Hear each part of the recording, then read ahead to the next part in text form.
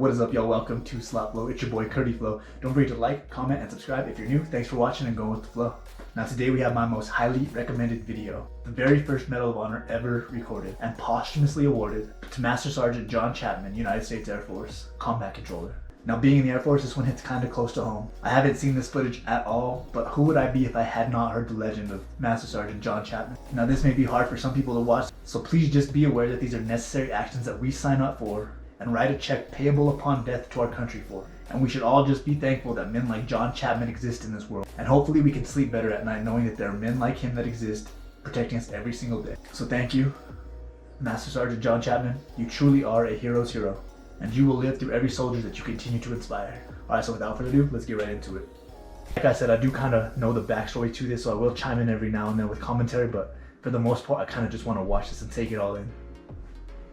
Alright, let's get right into it.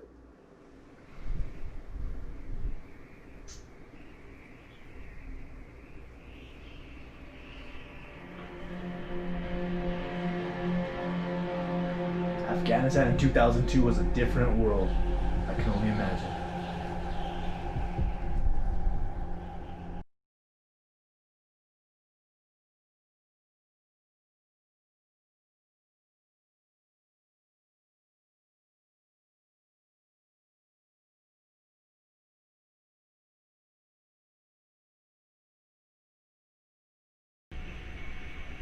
The mountains of Afghanistan.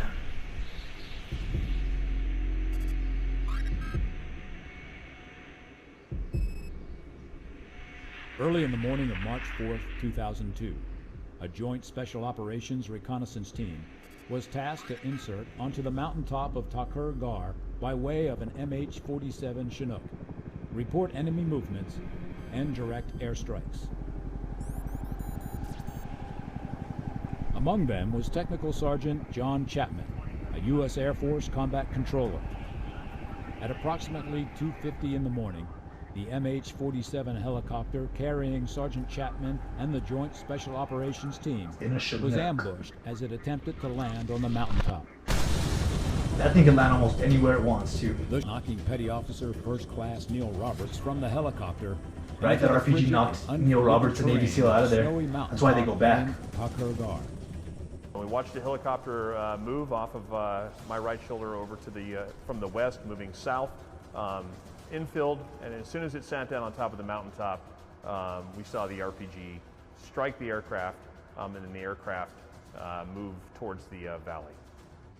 We heard Mayday, Mayday, Mayday, any Grim, any Nail, this is Mako 30. Wow, it's amazing they even made it back out of there after they got hit with that. It's really something for that pilot to say, hey, I got out of there.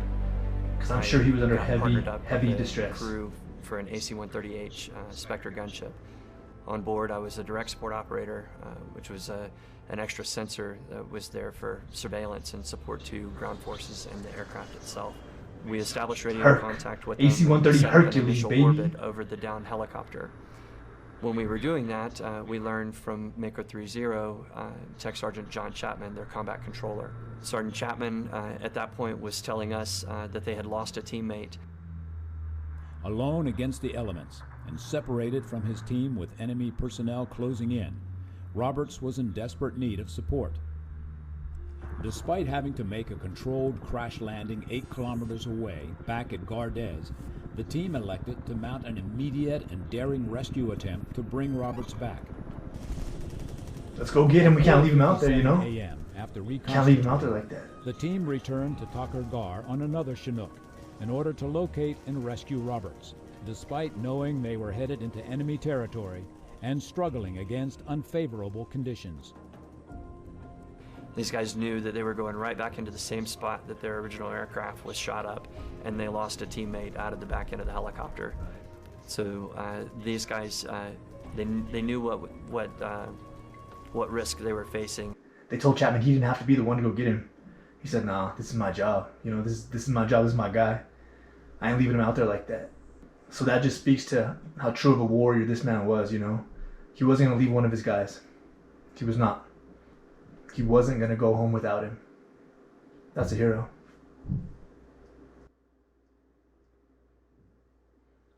A U.S. Air Force combat controller and the SEALs are attempting to rescue their lost teammate. You'll watch Chapman's heroic actions as he saves the lives of his entire SEAL team and then another 18 members of a quick reaction force, earning America's highest award, the Medal of Honor. Chapman and the SEALs exfil their MH-47 helicopter. John is the second individual to exit and immediately moves in the direction of the summit. He can be seen moving off to the right of the screen, alone. The team is taking heavy fire from every direction, as indicated by the arrows, as Chapman begins engaging targets. You can see spent cartridges ejecting from his M4. Chapman then begins closing with the enemy, forcing his way upslope in knee and thigh-deep snow. He is constantly under fire as he does this. Chapman's team leader begins to close on Chapman, following his trail through the snow. The dark mass above Chapman is a fortified bunker containing 2 enemy fighters, each armed with AK-47s, who are firing down on the team in the darkness. This bunker will come to be known as Bunker Number 1. To the left of the tree and Bunker 1 is another gray mass. This is a rock outcropping that came to be called the Boulder. Between Bunker 1 and this boulder can be seen the body of slain SEAL Neil Roberts, the man Chapman and the others. I'm not sure that's where he fell exactly, but he might have drug himself to that point. Chapman, still alone and closest to the enemy, pauses to engage targets as his team leader follows him, but never actually catches up with him.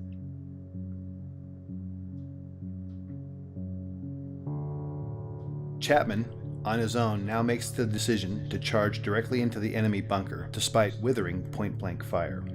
They all gotta be in sync. He's gotta be within Chapman, earshot now of these guys. They all move at the top same of the time. enemy, engages the 2 combatants and move kills together, them, saving it the looks like. lives of the remaining SEALs. He does this from a distance of no more than 10 feet. Wow. These actions by themselves earned him his first Medal of Honor. He then climbs into and takes control of the bunker. Having cleared the immediate threat, Chapman is then joined by his team leader in Bunker 1. No fear in this You man. can then no see Chapman fear. and his team leader engaging the next bunker, walked known in. as Bunker 2, which is situated to the left edge of the screen. This bunker, manned by a handful of Chechen and Uzbek fighters, also contains a heavy PKM machine gun, hand grenades, and rocket-propelled grenades.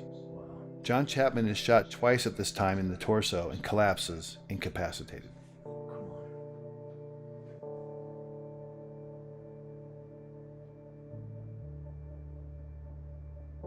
You are now looking at a new angle, and at the left of the screen can be seen the 2-man fire team and team leader on top of the boulder. Right. Just below it is Bunker 1 with the mortally wounded Chapman.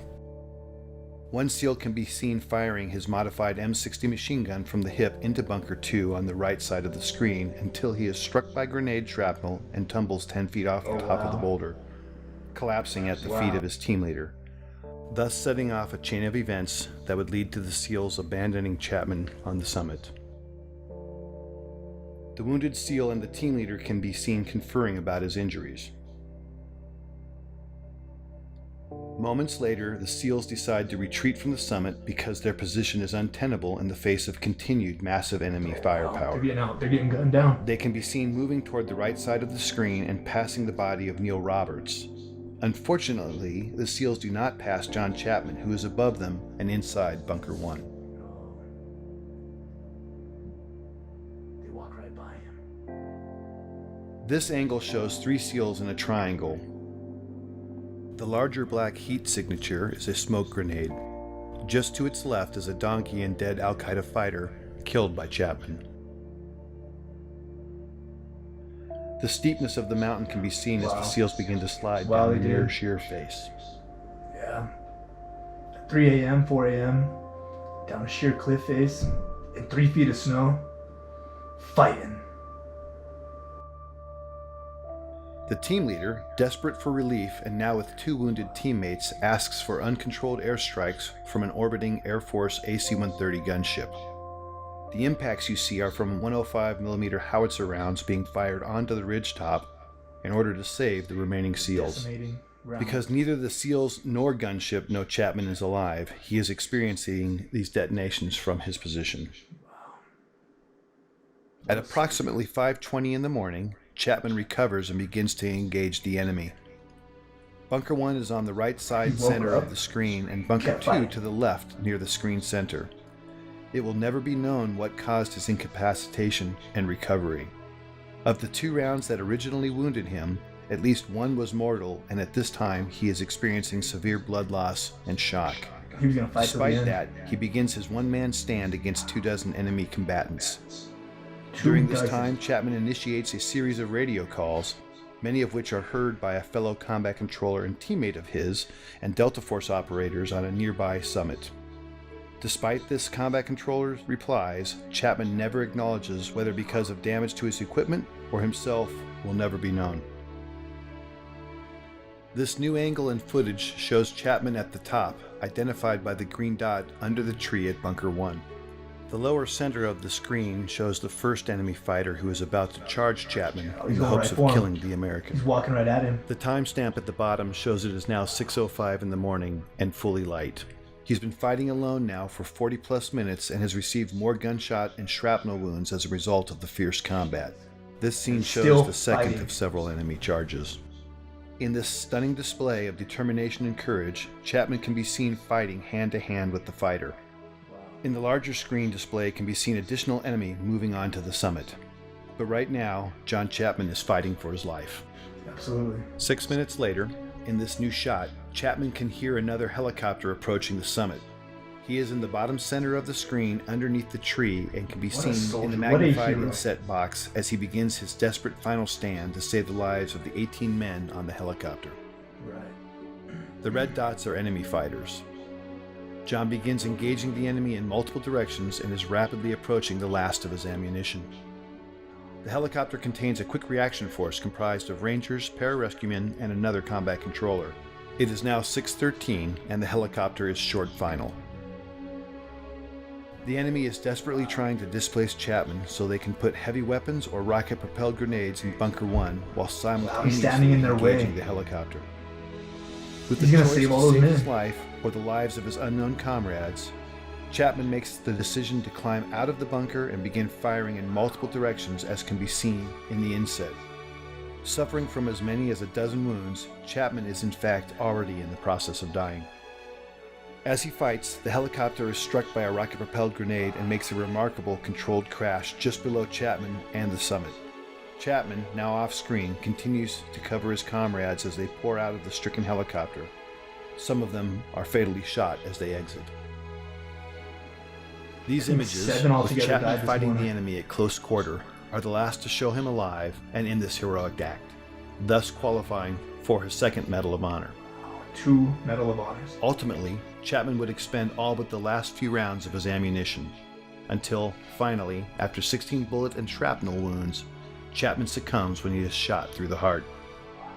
We will never know his final thoughts or words, but what we do know is his decisions and actions single-handedly saved the lives of 23 comrades. Wow. Wow. You had to take him out. You have to take him out. It took a bullet through the heart to stop this man.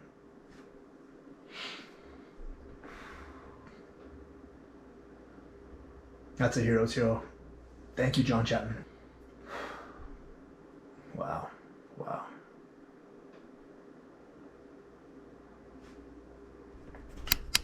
Wow. That was amazing. Master Sergeant John Chapman, you sir are a hero. I thank you so much for your sacrifice. This man willingly got back in an aircraft. Didn't ask no questions, just was doing his job. Said, I'll go. Let me go get my guy. I left him out there. I'll go pick him up. It's my job. It's my duty to him to go get him out of there. I left him there. I gotta go get him. They told him you don't have to get back on that aircraft. You did it. Alright guys, that's going to do it. If you like the video, please like the video. Don't forget to like, comment, and subscribe. Let me know what you guys want to see me react to next. I'll catch you guys in the next one.